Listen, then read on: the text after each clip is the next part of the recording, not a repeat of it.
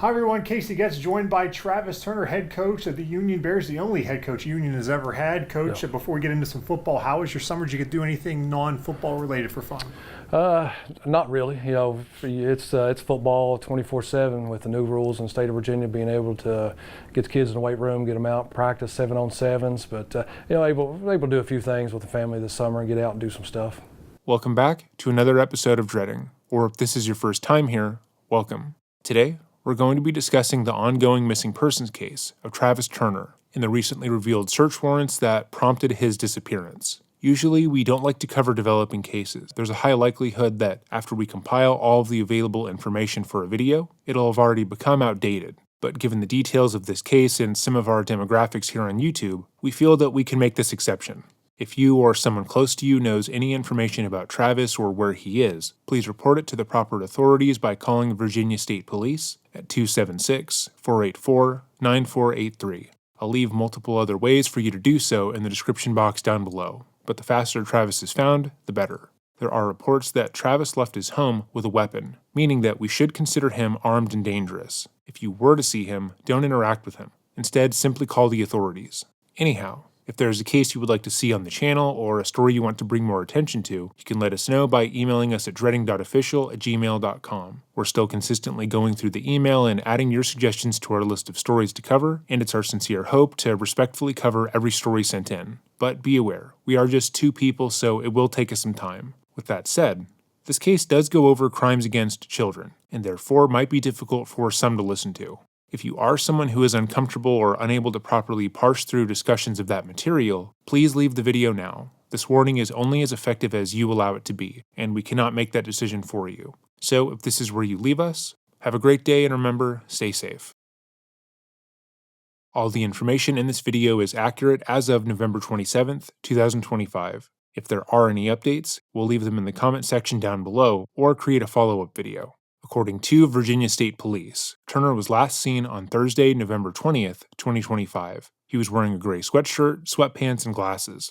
Some witnesses would state that he was seen carrying a weapon and disappearing into the area behind his property. It's important to note that Turner's disappearance coincided with Virginia State Police heading to his home as part of an investigation. The subject of the investigation was not publicly known, but it would seem that the police had notified the high school coach that they were on their way, likely wanting to confirm that he was at home, or he had independently found out about the investigation and then took off. At the time, the state police would only confirm that they had gone to the Turner home in order to talk to the 46-year-old man, and that they had no plans on arresting him. They seemed to want to quell the public's curiosity, but the statement did the exact opposite. With little to nothing to go off of, rumors flew about why state police were so keenly interested in the coach, and why he had fled the area in order to avoid speaking with them. Though there was some speculation, the community's posts online spoke highly of the missing husband and father, and many people volunteered their time to try and find him. Turner's wife, Leslie, would seemingly speak out against the public speculation on Facebook. In a now-deleted post, she wrote, quote, "I just wanted to get on here for a second and clear up something. As of right now, 10:25 p.m. on Friday night, Travis is missing and that's all we know. We love him and need him here with us. Thank you to everyone who reached out to us with love and support. It means more than you know. Just keep praying that he comes home," unquote.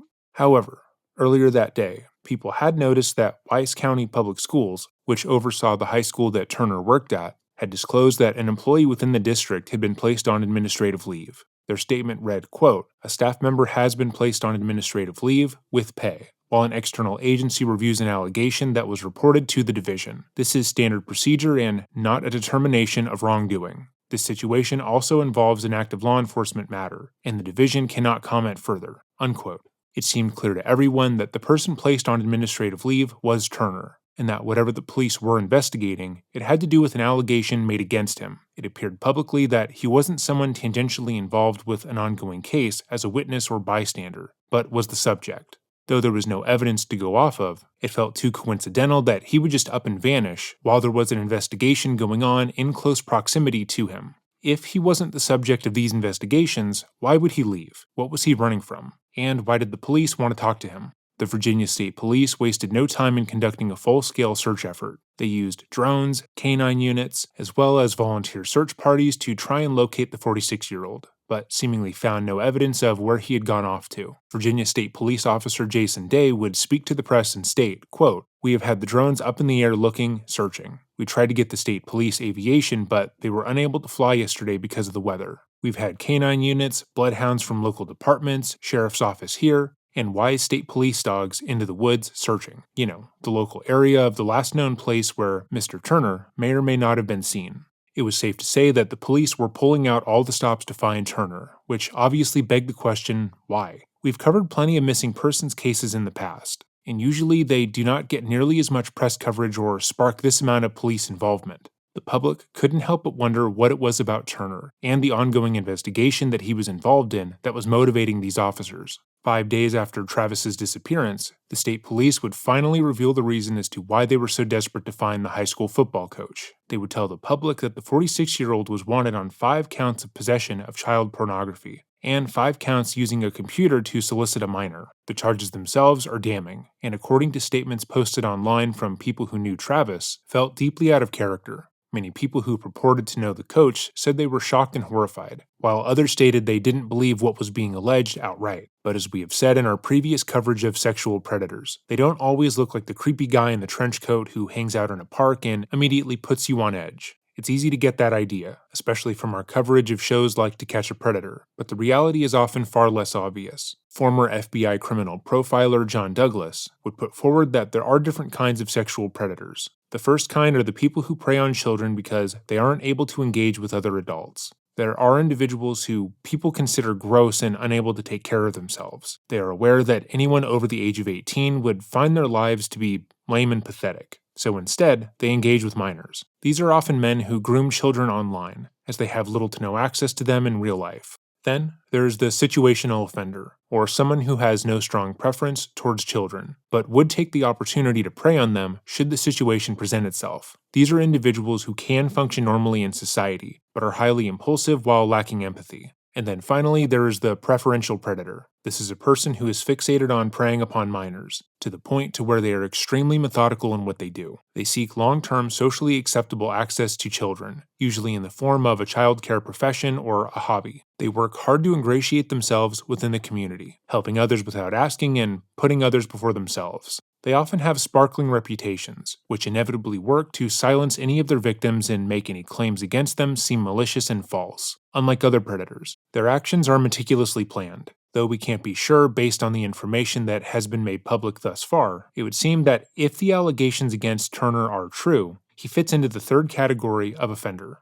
It's highly unlikely that anyone close to Travis knew of his true nature, and receiving this information would be deeply traumatizing. In past cases where we have covered this kind of predator, their family usually tends to stand by them for a significant period after the fact, because they simply can't believe what's happening. It's easier and less traumatic for them to believe that the evidence against their partner is fake than to recognize that they have been deceived outright. It often takes years for them to understand that they've been lied to, and even longer to come to terms with what they have gone through after the fact. This is all to say that when Leslie, Travis's wife, spoke to the Daily Mail directly after the charges were made public, she likely was unable to properly parse through any of the information with any sort of accuracy. In the interview she would give with the tabloid, she said of the allegations of Travis possessing CSAM and soliciting a minor, quote, "None of that is true. He's a good dad and a good husband, and we want him home. That's it. We're all just hanging out in there until we get news," unquote. Following the police's public statement, Wise County also confirmed that it had been Travis that was placed on leave, writing, quote, "Wise County Public Schools is aware that law enforcement has filed charges against a staff member who has been on administrative leave. The individual remains on leave and is not permitted on school property or to have contact with students. The division will continue to cooperate with law enforcement as this process moves forward. Because this is an active legal matter involving personnel, the division cannot comment further," unquote. After Leslie's interview with the Daily Mail, and more public attention being brought to what Travis had allegedly done, the Turner family's lawyer would issue their own statement. Quote, "I speak today on behalf of Coach Turner's family. We remain prayerful for his safe return and for everyone affected by the circumstances surrounding his disappearance. We trust in God to bring truth and clarity in his time. Any allegations should be addressed through the proper legal process, not through speculation or rumor. We ask the public and media to show compassion, accuracy, and respect for the family's privacy. No questions will be taken,"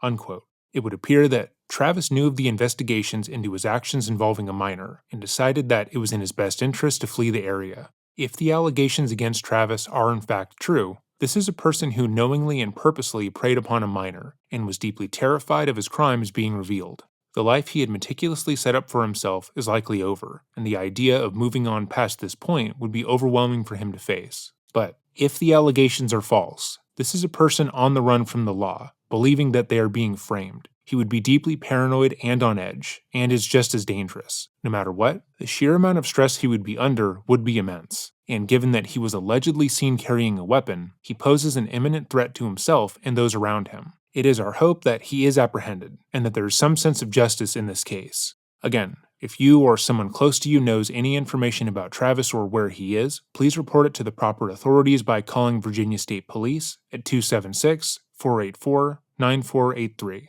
If you were to see him, do not interact with him. Instead, simply call the police. So, with all of that said, let us know what you think in the comments down below. If there's a video you would like to see on the channel or a case you want to bring more attention to, you can let me know by emailing me at dreading.official@gmail.com. Have a great day, and remember, stay safe.